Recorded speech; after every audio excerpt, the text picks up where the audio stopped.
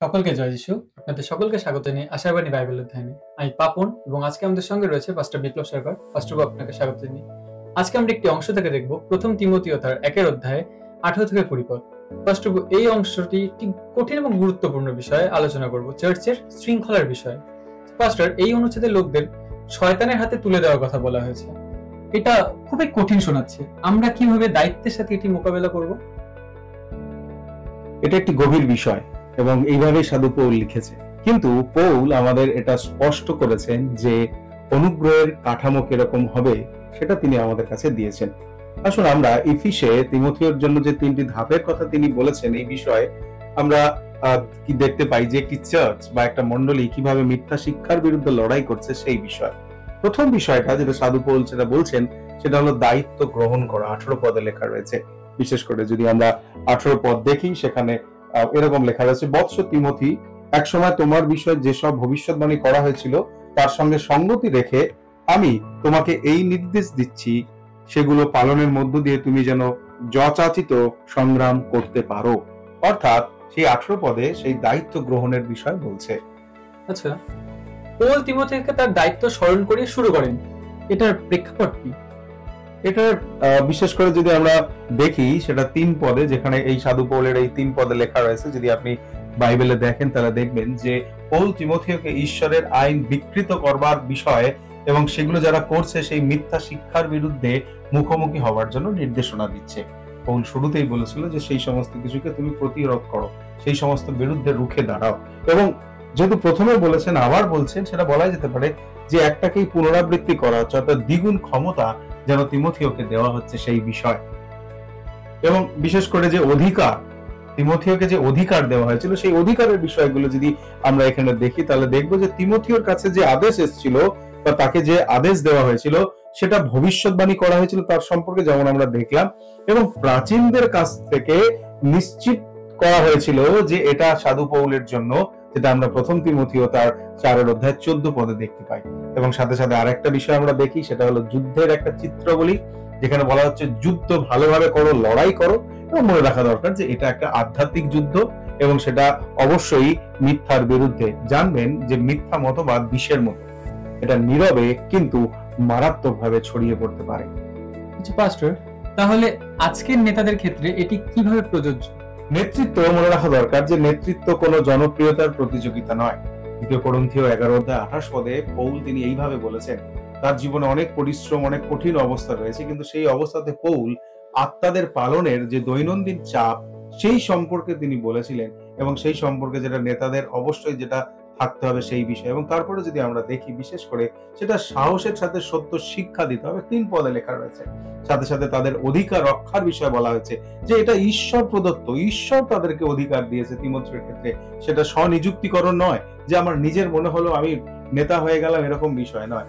এবং জীবনে যে চ্যালেঞ্জ গুলো আসবে, যে যে পারিপার্শ্বিক পরিস্থিতি, সেটা মোকাবিলা করবার, স্বীকার করে নেওয়ার ক্ষেত্রেও সাধু পৌল লিখছে 19 পদে।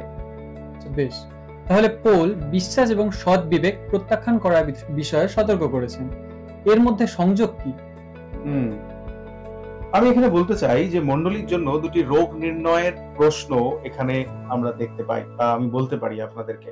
প্রথম বিষয়, মুখে বলা বনাম অধিকারী হওয়া। এই বিষয় যে আমি এটার অধিকারী হয়ে গেছি, অর্থাৎ মানুষ কি সত্যি পরিত্রাণ পেয়েছে নাকি কেবল মুখের কথা বলছে, মুখে মুখে বলছে, যেটা মথি তার 7 অধ্যায় 21 থেকে 23 পদে দেখতে পাই, যেখানে বলছে যারা আমাকে হে প্রভু বলে তারাই যে শুধু, এমন নয়। এবং দ্বিতীয় হলো বিবেককে প্রশ্ন করা, নিজের বিবেক, সৎ সংবেদকে প্রশ্ন করা। কি প্রশ্ন? না, নৈতিক জীবন, যে নৈতিক গতিবিধি রয়েছে তার সাথে কি শাস্ত্রের মিল রয়েছে? আমি যে নৈতিক জীবন যাপনের কথা বলছি সেই নৈতিকতার সাথে কি শাস্ত্রের মিল রয়েছে, নাকি আমি আপোষ করে ফেলেছি বা শিক্ষা আপোষ করে ফেলেছে এবং সেটা অলরেডি পুড়ে ছাই হয়ে গেছে। আচ্ছা, কিন্তু মতবাদ কি বিভেদ সৃষ্টিকারী নয়? আমাদের কি সবাইকে প্রেম করা উচিত নয়?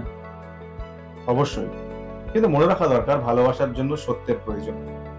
ভাবুন কোন একজন ব্যক্তির ক্যান্সার রোগ হয়েছে, কিন্তু ডাক্তার তাকে এই সমস্যায় যেন না পড়ে সেই জন্য তিনি লুকিয়ে গেলেন, গোপন রেখে দিলেন।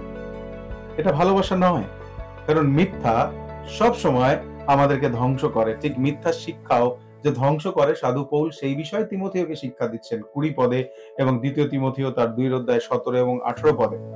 এবং তৃতীয় যে বিষয়টা আমরা এখানে দেখতে পাই সেটা হলো শাস্তি দেওয়ার বিষয় 20 পদে লেখা রয়েছে। আচ্ছা, আসুন একবার আমরা আমাদের ঘরের লোকের বিষয় উল্লেখ করি। হুমিনা এবং আলেকজান্ডারকে শয়তানের হাতে তুলে দেওয়া হয়েছিল। এটা কি কঠোর নয়? মনে রাখা দরকার যে বারবার অনুতাপ করতে অস্বীকার করার পর এটাই ছিল শেষ অবলম্বন, বা এর পরের এছাড়া আর কিছু হতে পারে না।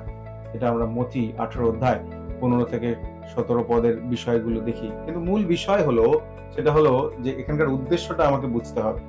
সাধু পৌল যখন এখানে বলছে, এবং সেই উদ্দেশ্য শাস্তি নয়, পুনরুদ্ধার, যেটা আমরা প্রথম করন্থীয় 5 অধ্যায় 5 এবং দ্বিতীয় করন্থীয় তার 2 অধ্যায় 5 থেকে 11 পদে দেখতে পাই। এটার একটা প্রক্রিয়া রয়েছে। সেই প্রক্রিয়াটা কি না, অনুতাপহীন পাপীদের তাদের বিপদ সম্পর্কে জাগ্রত করার জন্য মেলামেশা থেকে সরিয়ে দিন, যেমন জ্বলন্ত ভবন থেকে যেন কাউকে তুলে নেওয়া হচ্ছে, এরকম একটা বিষয়। তাহলে আজকের মণ্ডলীগুলোর কিভাবে শৃঙ্খলা অনুশীলন করা উচিত?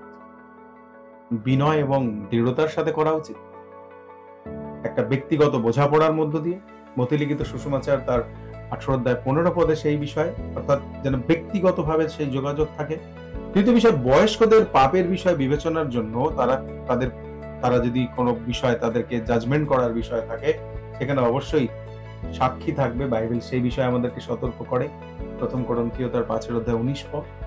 এবং যখন কোনো ব্যক্তি অনুতাপ করে না, সেই ক্ষেত্রে মণ্ডলীর কি ভূমিকা থাকা উচিত, প্রথম করন্থীয় তার 5 অধ্যায় 13 পদে সাধু পৌল আমাদেরকে লিখেছেন। এবং সর্বদা আমাদের চোখের জলের সাথে এই পরিস্থিতিকে আমাদের মুখোমুখি হওয়া উচিত।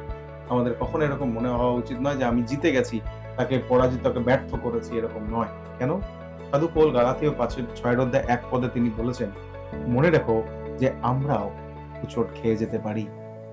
আচ্ছা পাস্টার, তাহলে সংশয়পূর্ণ চার্চগুলির জন্য শেষ বার্তা কি? যে চার্চ পাপকে উপেক্ষা করে, যে চার্চ পাপকে গুরুত্ব দেয় না, সে ক্যান্সারকে উপেক্ষা করে এমন শরীরের মতো। কিন্তু যে মণ্ডলী বাইবেল অনুযায়ী শাসন করে, যে মণ্ডলীর বাইবেলের শিক্ষাকে গুরুত্ব দেয়, তারা প্রমাণ করে যে তারা আত্মাদের জন্য লড়াই করার জন্য ভালোবাসা রেখেছে। আসুন আমরা প্রার্থনা করি। প্রিয় প্রভু, তোমার ধন্যবাদ করে আরেকটিবার তুমি আমাদেরকে সুযোগ করে দিয়েছো তোমার বাক্যকে অধ্যয়ন করার, এবং তোমার কাছে প্রার্থনা করি তোমার বাক্য এবং তোমার সত্যতাকে যেন আমরা সাহসের সাথে তুলে ধরি, এবং তোমার বাক্যকে যেন বুঝতে পারি, তোমার সত্যতাকে যেন অধ্যয়ন করতে পারি। তুমি আমাদের সঙ্গে সঙ্গে থাকো, আমাদের সাহস দাও, বুদ্ধি ও জ্ঞান দাও। ছোট্ট প্রার্থনা তোমারই নামে। সকলকে ধন্যবাদ আজকের এই বাইবেল অধ্যয়নে। পরবর্তীতে আমাদের বাইবেল অধ্যয়নের আবার যাওয়ার পূর্বে এই সময় ঈশ্বরের বাক্য অধ্যয়ন করুন, ঈশ্বরের বাক্যকে দৃঢ়তার সাথে প্রচার করুন এবং ঈশ্বরের বাক্যের উপর বিশ্বাস স্থাপন করুন। ঈশ্বর আপনাদেরকে ভালো রাখুন।